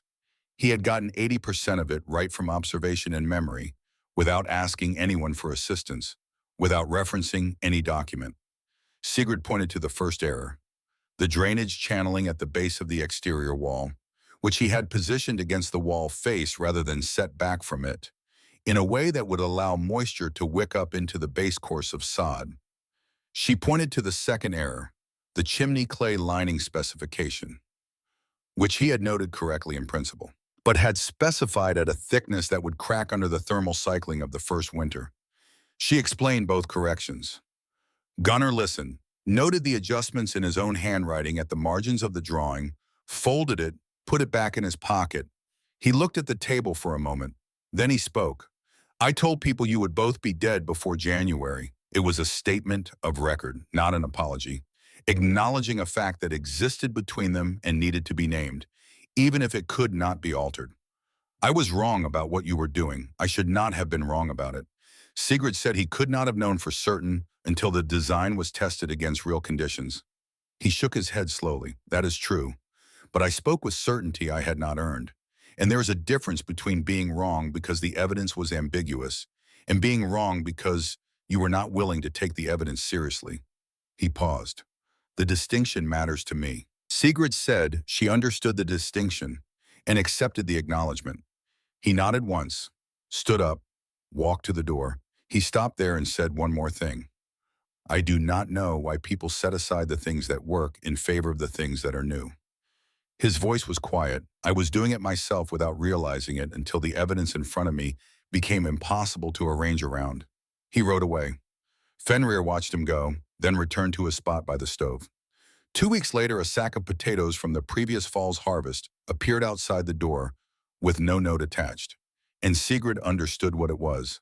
The years that followed were not easy, but they were hers. Edmund Holloway proposed marriage in the summer of 1890. He did it in the practical manner that suited both of them, sitting at the small table in the original dugout, with the temperature outside at 72 degrees and the temperature inside at 63, which was a demonstration in itself. He said that they worked well together, that they thought about problems in compatible ways, that they had been producing useful work in collaboration for years, and that he saw no reason to stop, and that he would like if she was willing to make the arrangement permanent. She said yes, with the same directness she brought to all decisions that she had already thought through. They built a larger structure on her claim, 24 feet wide and 36 feet deep, 3 rooms, with skylights cut through the hillside above the rear rooms and a ventilation system that Edmund had adapted from mining principles he had been researching. The primary room had a ceiling height of 10 feet. The interior walls were plastered with a lime mixture over the sod surface, which produced a clean, light-reflective finish that addressed the darkness that had been the original dugout's most significant practical limitation. The structure was, by any measure available in 1890, more comfortable and more thermally efficient than any conventional house within 100 miles. They lived in it for 38 years. Torsten went on to study engineering at the State College in Iowa. He returned to Nebraska and spent his career improving and teaching the methods his sister had pioneered. He published a book in 1920, Earth-Sheltered Construction, a practical guide. It was based on 40 years of data that began with a 15-year-old boy recording temperatures in a composition book while a blizzard tried to kill everything above ground. The 4 children Sigrid and Edmund raised were healthy, which was not something she tracked consciously against any comparison group, until Edmund pointed out in the winter of 1896 that in 20 years of living in earth-sheltered structures, neither of them had lost a child to respiratory illness or cold-related injury. While the mortality rate among children under 5 in conventional housing on the northern plains from exposure-related causes ran at approximately 8% per winter. He said this not as a boast, but as a data point, the way he said all data points, and she received it the same way, as information worth knowing and recording. Fenrir died in the summer of 1889. He was 16 years old, ancient for a dog, ancient for a boy with wolf blood who had spent his life on the frontier. He went quietly in his sleep, lying in his spot by the stove that he had claimed 16 years earlier and never relinquished. They buried him on the hillside behind the dugout, with a small stone marker that Torsten carved. Fenrir, faithful companion, 1873 to 1889. Sigrid stood at the grave for a long time after the others had gone inside. Her eyes stayed dry, but her voice when it came carried the weight of 16 years of companionship that words could never adequately honor. Thank you for the years, for the warmth on cold nights, for the company when the silence would have been too heavy, for the way you always knew when I needed you close. She paused. You were a good dog, the best dog. Then she went back inside, made dinner, and continued with the work of living. Because that was what you did. You continued. She and Torsten documented 89 earth-sheltered structures across Nebraska territory and beyond over the next 4 decades. Each one an adaptation, a negotiation between the standard principles and the specific land, the specific family, the specific resources available. Some were more sophisticated than others. Some incorporated innovations that neither Sigrid nor her brother had thought of, contributed by the families who built them and lived in them and found solutions to problems that the original design had not encountered. A family in Montana had developed a passive solar supplement using angled reflectors that increased winter interior temperatures by 6 degrees without any additional fuel consumption. A homesteader in Kansas had adapted the double wall system to a prairie dugout on flat ground using packed earth berms that achieved nearly the same thermal performance as a hillside structure. These adaptations were documented and incorporated in Pass Forward because the method was not a fixed object. It was a set of principles that could be applied wherever people had the clarity to apply them. Sigrid Lindqvist Holloway died in October of 1928, 68 years old, in the original dugout. She had refused to move to the larger structure after Edmund passed 3 years earlier. She said she wanted to end where she had begun. Her youngest daughter, named Britta, for the grandmother she had never met, was beside her at the end. The newspaper ran an obituary that used the words architect and engineer without the qualifier self-taught, which Edmund had requested years earlier, and which the editor had agreed to because 4 decades of documented work supported the unmodified terms.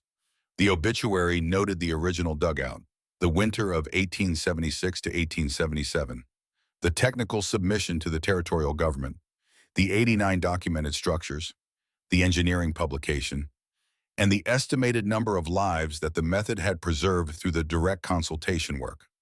A conservative figure that did not attempt to account for the structures built by families who had read the article or received the territorial guidance without any direct contact with Sigrid or her brother.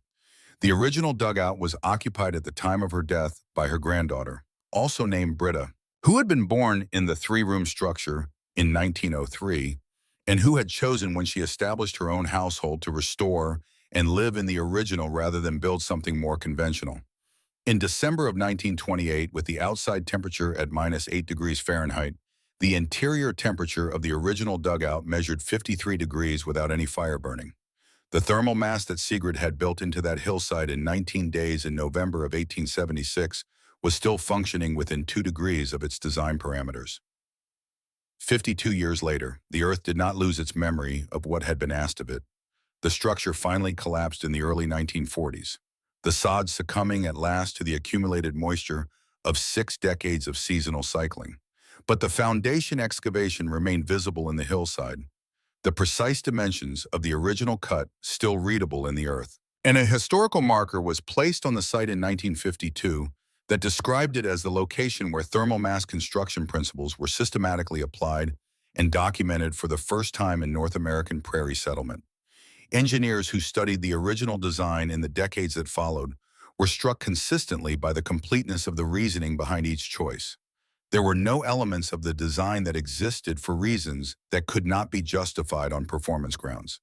There was no convention followed for its own sake, no departure from the evidence available to her. Every dimension was what it was because she had worked out why it needed to be that dimension rather than some other one.